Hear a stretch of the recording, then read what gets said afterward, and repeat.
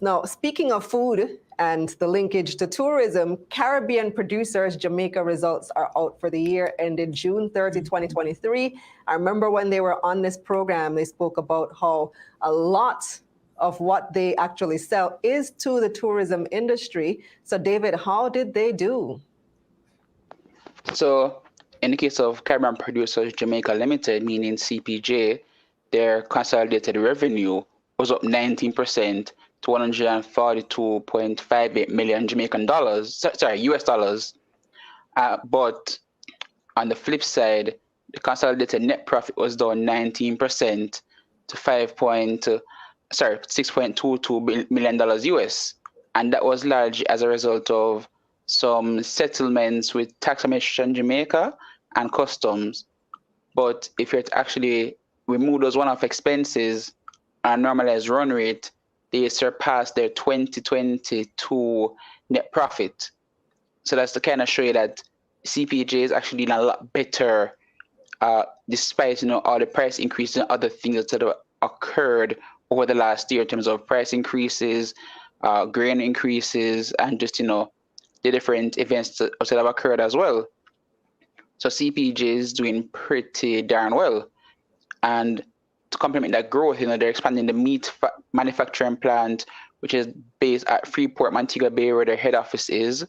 They're adding more solar capacity to further cut down on their JPS bill. And on top of that, they're also opening a distribution center in St. Lucia. So CPJ is based in both Jamaica and St. Lucia, where they own a 51% stake in the St. Lucian business. But at the end of the day, CPJ is looking far ahead at the growth prospects in the Jamaican market.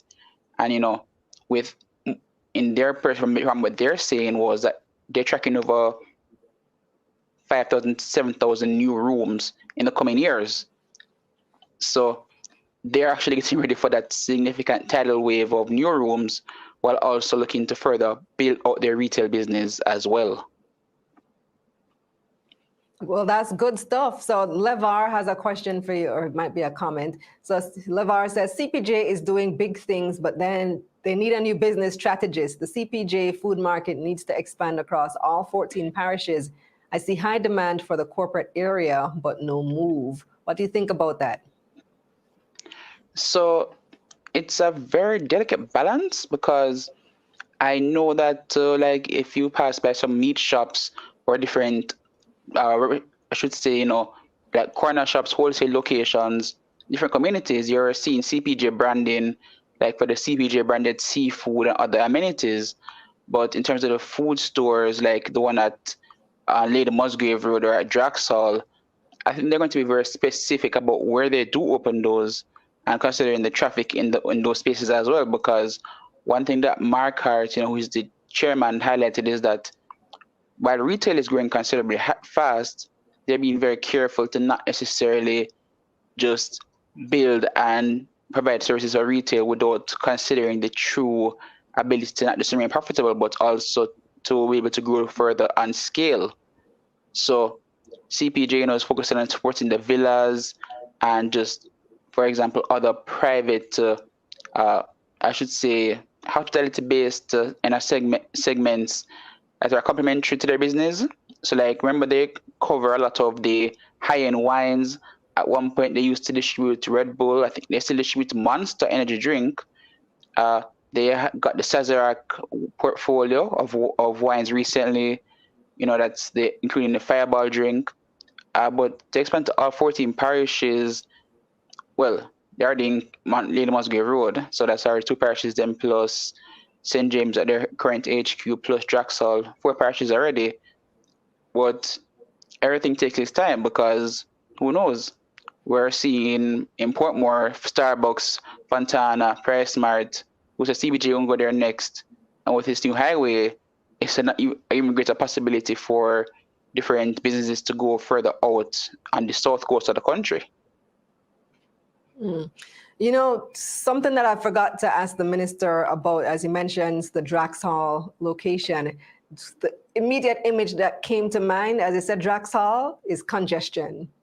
traffic in that area because of all the development. I meant to ask him and I forgot because we got caught up with the Airbnb discussion, but I wonder what is being done infrastructure development around that area, because now that we're seeing all this tourism growth, there's just, can the facilities accommodate? It's clearly they can't, because we're having all this congestion, we're having issues with garbage collection, Ocho Rios, we're having a lot needs to be done.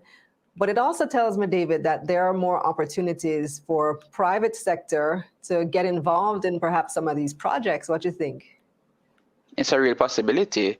It's just to see how it will actually be executed at the best value while, ensuring a proper project is delivered. Because while the private sector is there, you do want to ensure that whatever is developed and complete is to the best standard, because we saw persons, falling into the ditches along Harborview on Monday. So we have to just be very careful of that. But I believe Dr. Clark, in one of his prior presentations, had mentioned some expansion works along the North Coast in terms of the roadways. I'm not sure where along the area of the North Coast, but with respect to that exit point of the highway north-south and going into the town of Ocho Rios alongside that area going to Drax Hall, that definitely needs some expansion work, because I remember, I think it was 2021 April when we had, no, it was April 2022 Easter weekend when the entire roadway in that area shut down. It was Yep. just traffic on both ends, rain falling, plus just people were flocking to that area. It was New Uh, Year's as well, when there was that big concert and people, hours, you just gridlocked. The whole thing, it definitely needs expansion. There's backlog at Priory, there's backlog through Drax Hall, and then now there's a new housing development, a massive housing development going up next to Richmond in St. Anne. So that's going to cause even more problems unless it but is this is addressed But very this is quickly. also where the parasites can come in, because the experts can easily look to working with some of these events organizers, to shuttle persons to and from events as a way to help avoid the congestion of traffic at a specific point. Not a bad idea. So Javon says, I bought CPJ at $9 or $10 and was able to sell it for about 18 or 19 just before the pandemic. Nice, Javon. And he says, I was able to make a more tangible investment with the gains, hoping to buy again. Good for you.